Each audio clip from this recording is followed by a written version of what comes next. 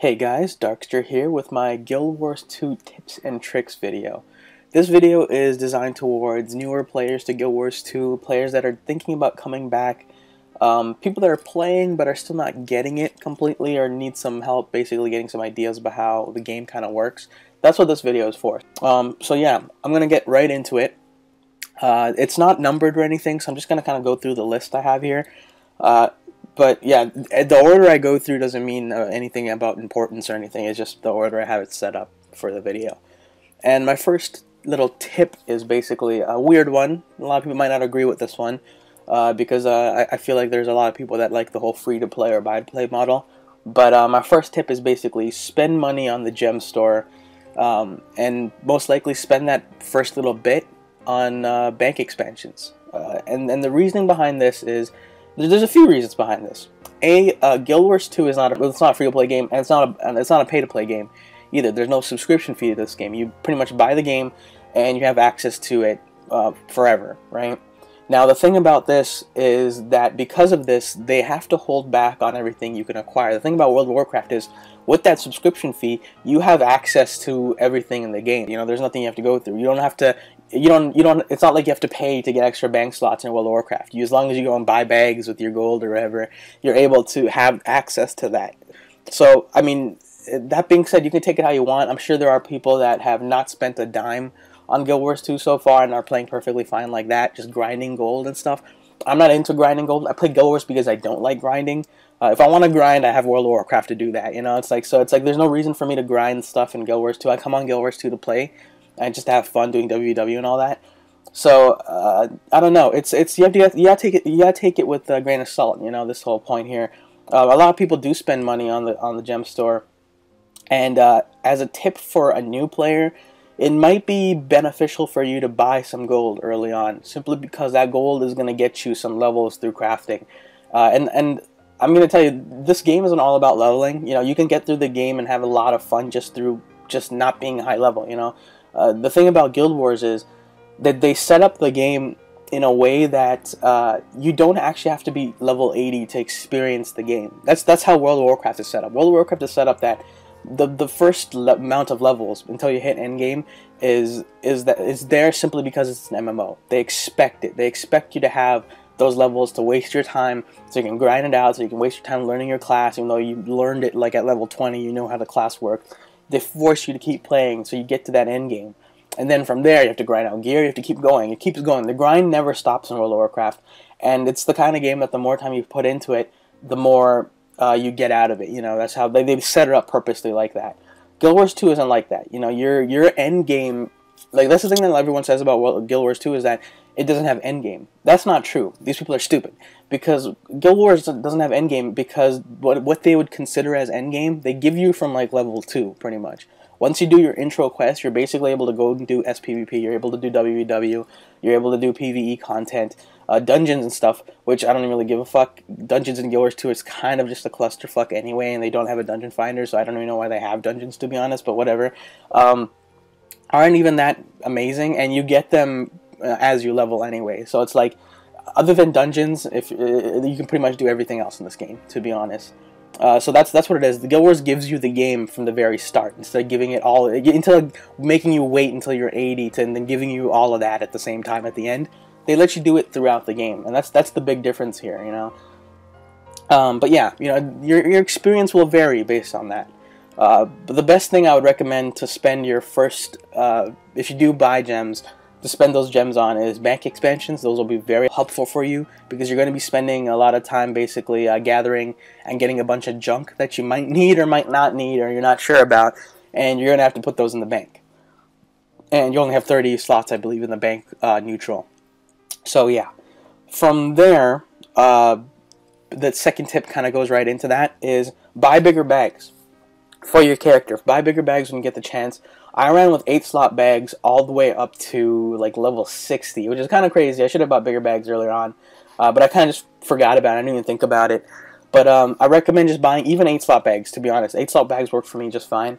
Buy bigger bags and just use them. So once you feel like you have a respectable amount of gold or silver, and you feel like you can buy the bags and not be, have enough for repairs and things, go ahead and buy the bags and use them. You know, you're going to be filling those bags up pretty quickly as you level. And the tip that goes following right after that with this whole thing is make a bunch of characters. You're going to have 5 character slots in Guild Wars 2 when you first get the game. You can buy more through the gem store, which I don't recommend right now because the thing is you're still leveling and all that, maybe afterwards.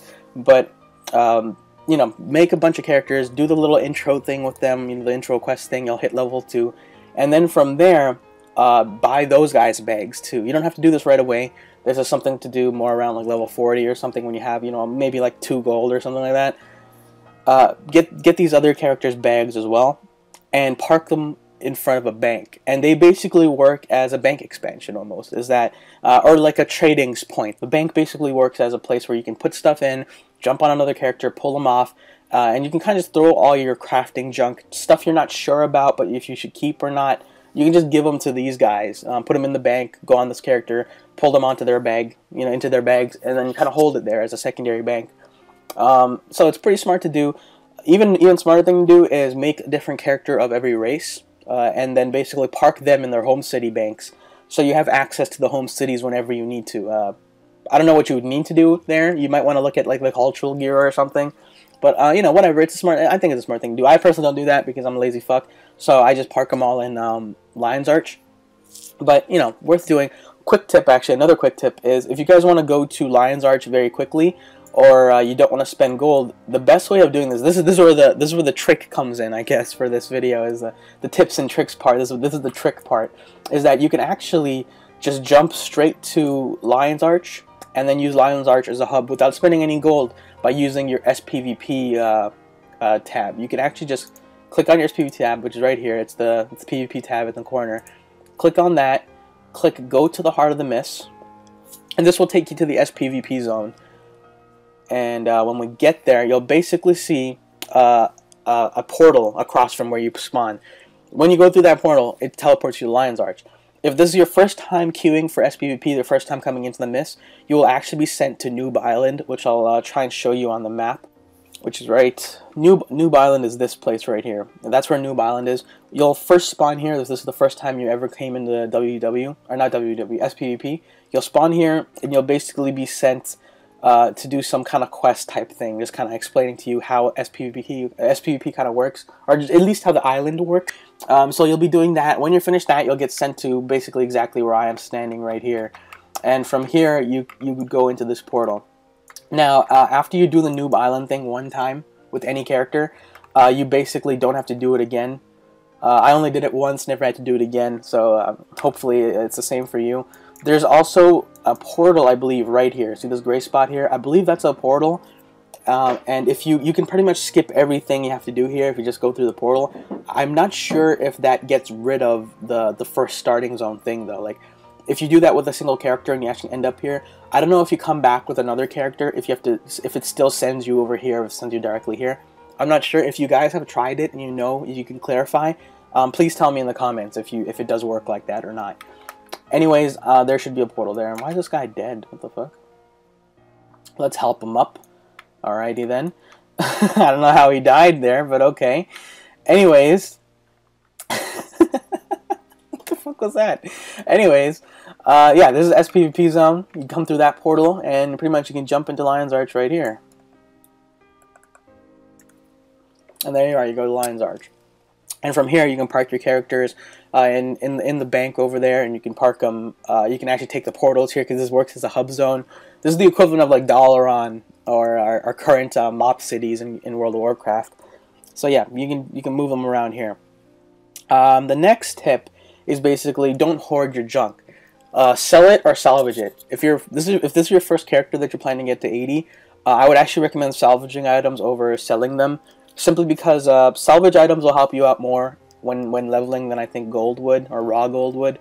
Simply because you're going to be crafting. You know, a lot of the crafting stuff is going to be salvageable, especially some of the cheaper stuff. Like cooking, you're going to be able to get there just through gathering. But things like jewel crafting, which I did, which was pretty cheap for me, that worked out really well because I've been doing a lot of mining and salvaging.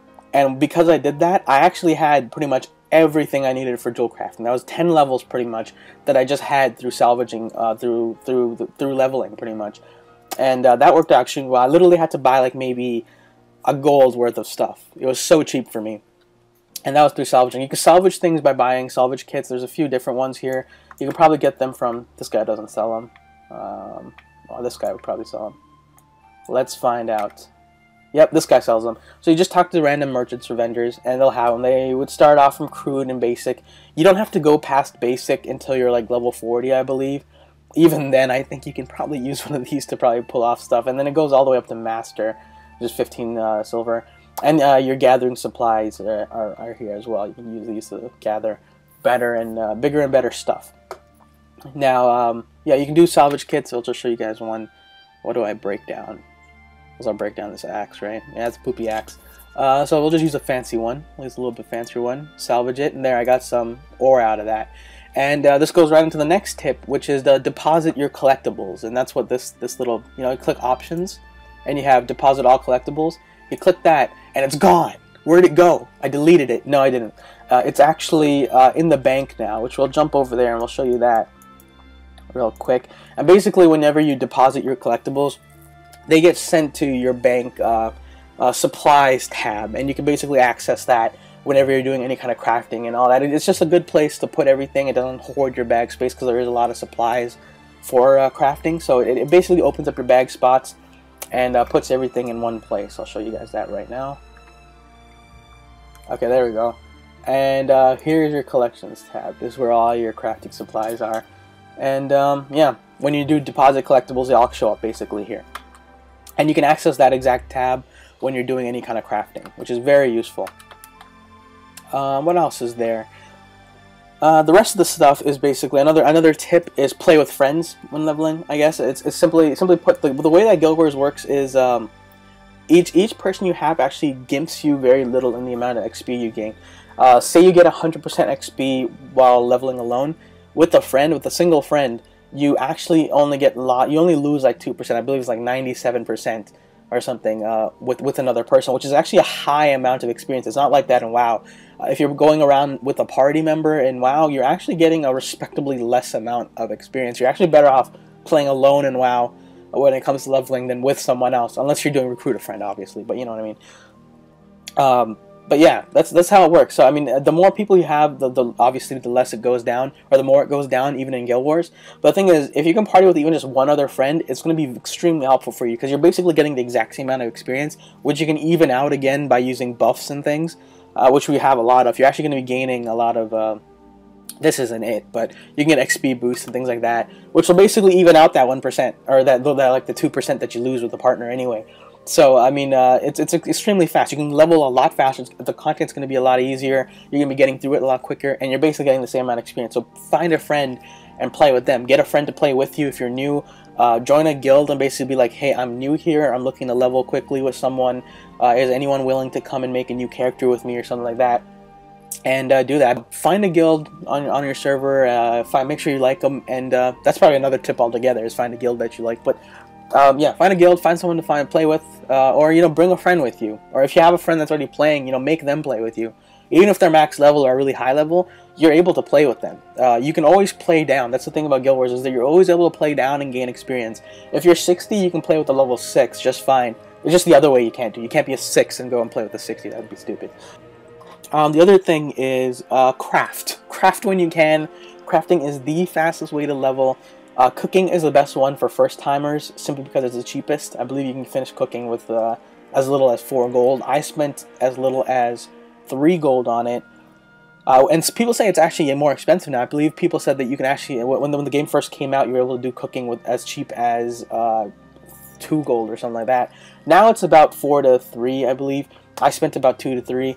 And it gets you 10 levels. Simply put, any crafting profession will give you 10 levels, and you can finish it within an hour. When I first did cooking, though, it took me a lot longer. It took me like 4 hours to do because I'm an idiot, A.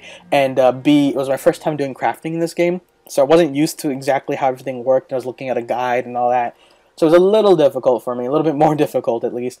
But yeah, 4 hours, getting 10 levels in 4 hours is still very good, to be honest. It's still not bad at all. And it was the first time experience kind of thing, so afterwards it got a lot quicker. So yeah, So crafting is the best tip I can give you. And if you do buy gold from the gem store, going back to tip number 1, you're going to want to spend it on gold for crafting, because I leveled 30 levels through crafting, which and the two crafting professions I did afterwards, which were jewel crafting and armor smithing. I did those in under an hour. I did jewel crafting in basically an hour. I did armor smithing in basically an hour, and that was 10 levels in 2 hours, which is a ridiculous amount. You at your fastest, most capable self, doing consistent events over and over again, you are not going to level that quickly. You're not even going to level half that quickly in open world doing anything else. This is actually a flaw I find with the game, but we're not going to talk about that. I think crafting is too powerful. Or maybe crafting is perfectly fine, but the PvE is too... I don't know. Let's not talk about that. I don't want to talk about this right now. So yeah, that was another tip. Do your story missions every few levels. You're going to be getting your story missions, the green sun sphere, which you can see here actually. It's this right there. Okay, let me just show you on the map. There. Wait, is it there? What the? That's really close actually. I should go do that. Wait, no it's not. It's showing me down here. Never mind. Okay, so yeah. You'll see these little spheres come all around your map. Basically go to those locations and do your story quests. And those will give you a lot of experience. They'll give you a lot of good drops. Well, not drops, but they'll give you a solid amount of gold and things you need and boosts. And it's good to do. Just do them and finish them off. I'm just a lazy fuck. That's why I'm still didn't finish mine. But I recommend you guys do that. Or I'll be the hypocrite and say you guys need to fucking do them. I don't have to because I'm an asshole. Okay, so yeah, go do those and get some goddamn experience. And do those every few levels, especially if you're doing any kind of crafting. By the way, you're going to be gaining 10 levels from doing crafting. So do them between every crafting level. If you're going to be doing like 3 crafting professions all together in like one sitting, take a break in between each one and go do your story missions between them, because you're going to be gaining a solid 5 levels just from your crafting, between your crafting professions, just from doing your story missions. Because that's how much experience they actually give you. They give you quite a bit. So go do those in between instead of just kind of running through them all at the end. That's my personal tip. But I think it depends on how you want to do it. If you want to do all your crafting, just kind of breeze through the story missions afterwards, that's perfectly fine too. I just think it's nice to kind of cut it up a little bit instead of just sitting there crafting for 3 hours. You kind of go and do something else. And then it makes your crafting feel better. Because it's like if you go from 60... you go from, say, 50 to 60, then you get another 5 from your thing, your profession, then you can go from there up with another crafting profession. That feels pretty good instead of just going from 60 to 70 and then saying, whatever, right? So yeah, go do that. I think that'll be helpful when you level. Mix and match what you do. And that's pretty much, don't just work on simply sitting there and doing doing PvE leveling. If you are bored, if you are tired, you don't want to do this anymore, go do something else. Go do WW, go do SPVP, go leave the game even. Just stop playing and take a break. Because the worst thing that can happen in an MMO is that you get burnt out. This is what I think happened to a lot of players that played this game. When I talked to pretty much everyone that quit the game early on or didn't like the game, it feels like they're all under like level 40, and then it feels like they came into the game with the thought process that it's World of Warcraft and they have to get to end game, and they kind of grinded themselves out and got themselves burnt or tired. They just didn't get it, and they left. They left early on, and that's probably the best tip: is don't force yourself to play the game. If you're bored of what you're doing, go do something else. Next tip is try all the classes out. Go into when you first make your character. Basically fill up your slots and try a whole bunch of different characters. You don't know what you're going to like until you try them all. I actually just recently found that I really like Ranger, which is incredibly surprising because I was super hypocritical about them because of World of Warcraft. Huntards are freaking a joke in that game. But in Guild Wars 2, they were actually really fun. You have a lot of stuff to do. And it's surprising how similar to warriors there are. If you played a warrior in Guild Wars 2 and you go and try a ranger, I think you guys will find a lot of similarities there. It's weird. It's not completely a copy and pasta type thing, but it's like you feel it. You know what I mean? When you move around and when you use your abilities, it's like this is very similar. Even your sword ability with the ranger is like super similar to your Guild Wars 2 sword ability for your warrior. It's very similar. So I mean, try all your classes out. That's something I did. I just recently found out that I like Ranger after trying every single class. I'm like, I'm never going to try Ranger because it's a Huntard class. I'm not going to play a Huntard class. I'm too cool for that, I was being a hipster asshole about it. and then I actually tried it out, and I was like, shit, this class is fun. This is actually my second favorite class now. Actually, I'm not sure about that. I'm not sure if it's my second favorite class. I still think it might be Guardian and Thief, but Ranger is right there. I'm just saying. So try out all the classes and then decide which class you want to play. Another good tip is you don't actually have to try them in your open world. Take them to SPVP. Take them to SPVP and check out all their abilities and all their weapons. That's the other tip, actually, is after you pick your class, actually let's just stick to this tip first. Go into SPVP, go find the stupid dummy things in the back of the SPVP zone, and go and fight. Fight them. Go look at some builds and rebuild your guy. See how you like that. Really spend some time before you go into the game and actually just start leveling. Before you do that, take your time to actually experience the characters, experience the different classes, and see which one you actually like the most. Because you'll kind of get screwed if you play this character and you're just like, at level 40 you decide, hey, I don't really like this character anymore, I want to go try something else. And then you actually go and try something you never tried before, and you're like, hey, why didn't I just make this guy from the very start? I'm having way more fun as a Mesmer or something, So just, try all the classes right from the start. And make sure you pick the one you like the most when you start off. And then once you're 80, you can worry about leveling other guys simply through crafting and stuff. You can level another dude through crafting in 8 hours. In literally a single sitting, you can level another character when you have enough gold at 80. Following that, try all your weapons. That's another thing, is I already went into that. But when you actually start playing your character in PvE, unlock all your weapons. For my warrior, I basically ran with a greatsword for most of the game. For like not like most, but like up until like level 40 even, or I think even 60ish, I ran with greatsword. And greatsword is actually a great weapon for warrior while leveling. 100 blades, your number 2 ability, does a lot of damage, and you really don't have to do anything. You just kind of stand there and click it, and it just kind of swings away, killing everything in front of you, which is really useful for leveling. But I mean, it can get boring. If you get bored, switch your weapons up, and that was something that was really helpful for me, because I switched to sword axe, and I think sword shield at some point, I don't remember. But it was really helpful, because it gave me something to click, it gave me something to do, it was something new to experience, and it changed up the gameplay for me, instead of just sitting there and clicking 2. That being said, Greatsword is still actually really good just for maneuverability. Again, it's just like, you can move around very quickly with Greatsword, and you can do a lot of damage very easily with Greatsword.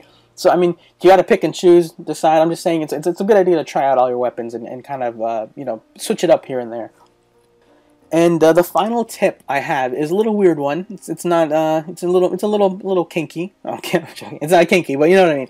It's basically smaller characters feel faster than larger characters.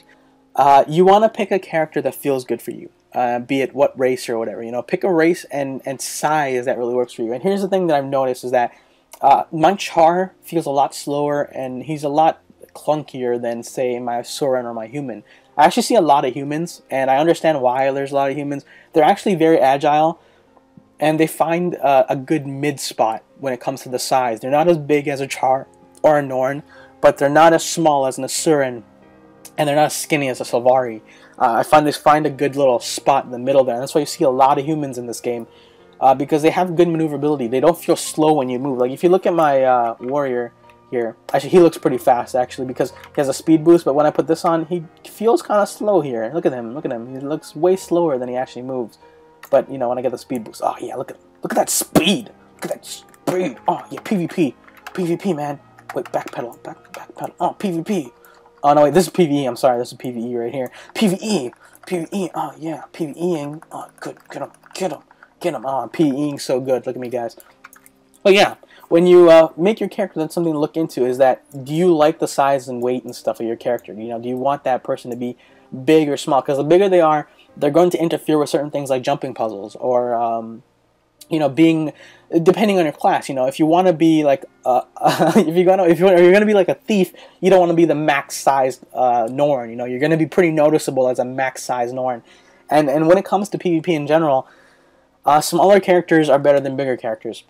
And that's just not for Guild Wars 2, but that's for any game that has PvP when it comes down to it. Even World of Warcraft, I found being a goblin was better for survivability than being a Tauren. And that's just facts, That's not even going down to racials and stuff in World of Warcraft. Simply put, me being a goblin, I had more survivability because of my size. Even with nameplates and stuff, even with people using nameplates and stuff, I had more survivability as a goblin than I do as a Tauren in World of Warcraft. And that carries on to pretty much any game with PvP. The smaller the character is, the more advantage you have when it comes to maneuverability and almost control. It's weird, but it's like you're able to be a lot more precise with a smaller character. Even though the hitboxes and stuff are very similar sizes or even the same, you are actually just more agile with a smaller character. And it's like, you know, when a character's smaller, they're going to be taking, you know, more steps per the same amount of space. Like this Char is moving the same amount that any character would. The same amount that an Asuran would move, a human would move, a Norn would move. He is taking the same amount of speed and steps as anyone else. But the thing is, because of his size, if he feels slower, that's the thing, he feels slower because of his size. So that's something you got to think about. Is that important to you? Is the agility important? I actually made this particular Char, if you compare it to like this guy here. Look how big he is compared to me. He went with a larger size. I went with actually the smallest, or not the smallest, but the shortest Char with the second smallest body. Not the very smallest, but the second smallest. And my Char actually feels a lot more agile than other people's Chars. But even then, he's a pretty big guy. Actually, I'll show you how big he is, even in comparison. So here's how big he is in the loading screen, right? And this Char here, my personal Char, is the shortest Char. Like I said, he's the shortest Char with the second largest build, or second smallest build. There's the skinniest build, and then there's this build, which is pretty. It makes him look very agile and slick. Even then, in comparison, look at my Thief.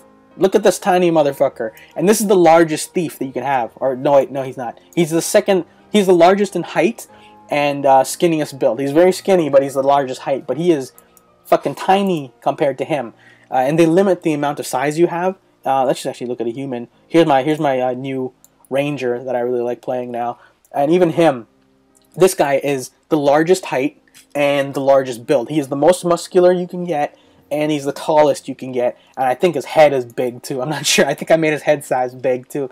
And even then, compare him to my Char, fucking tiny. He fits inside him. He can wear him like an armor.